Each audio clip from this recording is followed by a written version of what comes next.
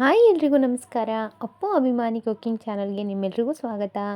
ನಾನಿವತ್ತು ತುಂಬ ಸಿಂಪಲ್ಲಾಗಿ ಹಾಗೆ ಈಸಿಯಾಗಿ ಮಾಡೋವಂಥ ಹೀರೆಕಾಯಿ ಪಲ್ಯನ ಹೇಗೆ ಮಾಡೋದು ಅಂತ ಹೇಳ್ಕೊಡ್ತಾ ಇದ್ದೀನಿ.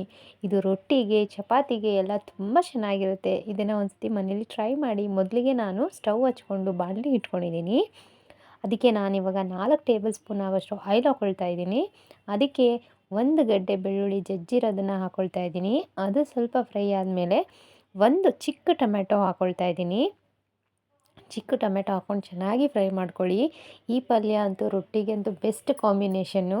ಜೋಳದ ರೊಟ್ಟಿಗಂತೂ ಹೇಳಿ ಮಾಡಿಸಿರುವಂಥ ಕಾಂಬಿನೇಷನ್ನು. ಇವಾಗ ಟೊಮೆಟೊ ಸ್ವಲ್ಪ ಫ್ರೈ ಆದಮೇಲೆ ಅದಕ್ಕೆ ನಾನು ಸಣ್ಣದಾಗಿ ಕಟ್ ಮಾಡಿ ಇಟ್ಕೊಂಡಿರ್ತಕ್ಕಂಥ ಹೀರೆಕಾಯಿನ ಹಾಕ್ಕೊಳ್ತಾ ಇದ್ದೀನಿ. ಹೀರೆಕಾಯಿನ ಚಿಕ್ಕ ಚಿಕ್ಕದಾಗಿ ಕಟ್ ಮಾಡ್ಕೊಳ್ಳಿ. ಹೀರೆಕಾಯಿ ಚಿಕ್ಕ ಚಿಕ್ಕದಾಗಿ ಕಟ್ ಮಾಡಿದ್ರೆ ಅದರ ಟೇಸ್ಟ್ ನೈಸ್ ಆಗುತ್ತೆ.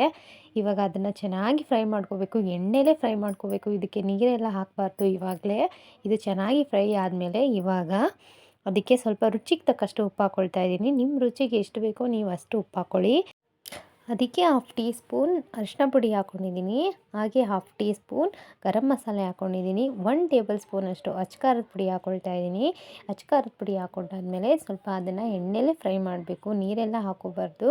ಅದು ಚೆನ್ನಾಗಿ ಫ್ರೈ ಆಗಿದ್ದಾದಮೇಲೆ ಅದನ್ನು ಹಂಗೆ ಬಿಡಬೇಕು. ಅದನ್ನು ನೋಡಿ ನೀರೆಲ್ಲ ಅದೇ ಬಿಟ್ಕೊಳ್ಳುತ್ತೆ. ನಮಗೆ ಆಮೇಲೆ ಬೇಕಿದ್ದರೆ ನಾವು ಒಂಚೂರು ಬೇಕಾದ್ರೆ ನೀರು ಹಾಕೋಬೋದು. ನಾನಿಲ್ಲಿ ಯಾವುದೇ ಥರದ ನೀರು ಹಾಕ್ಕೊಂಡಿಲ್ಲ. ಆದಾಗ ಅದೇ ನೀರು ಬಿಟ್ಟಿರೋದು.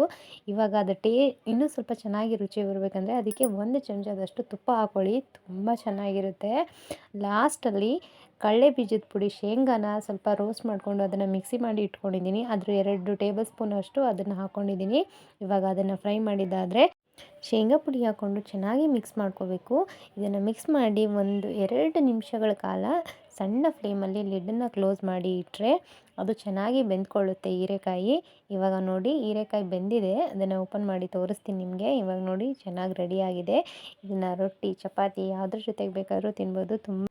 ಬಿಸಿ ಅನ್ನಕ್ಕಂತೂ ತುಪ್ಪ ಹಾಕ್ಕೊಂಡು ತಿಂತಾಯಿದ್ರೆ ಒನ್ ಮೋರ್ ಅನ್ನಬೇಕು, ಅಷ್ಟು ಚೆನ್ನಾಗಿರುತ್ತೆ. This is my favourite dish. ನೀವು ಟ್ರೈ ಮಾಡಿ ಮನೇಲಿ. ಹಾಗೆ ಹೇಗಿತ್ತು ಅಂತ ನನಗೆ ಕಮೆಂಟ್ ಮಾಡಿ ತಿಳಿಸಿ. ಯಾರಾದರೂ ಫಸ್ಟ್ ಟೈಮ್ ನನ್ನ ಚಾನಲ್ ನೋಡ್ತಾ ಇದ್ದರೆ ಸಬ್ಸ್ಕ್ರೈಬ್ ಮಾಡ್ಕೊಳ್ಳಿ. ಈ ವಿಡಿಯೋ ನೋಡಿದ್ದಕ್ಕಾಗಿ ಧನ್ಯವಾದ. ಮತ್ತೊಂದು ವಿಡಿಯೋ ಜೊತೆಗೆ ಸಿಗ್ತೀನಿ. ಎಲ್ರಿಗೂ ನಮಸ್ಕಾರ.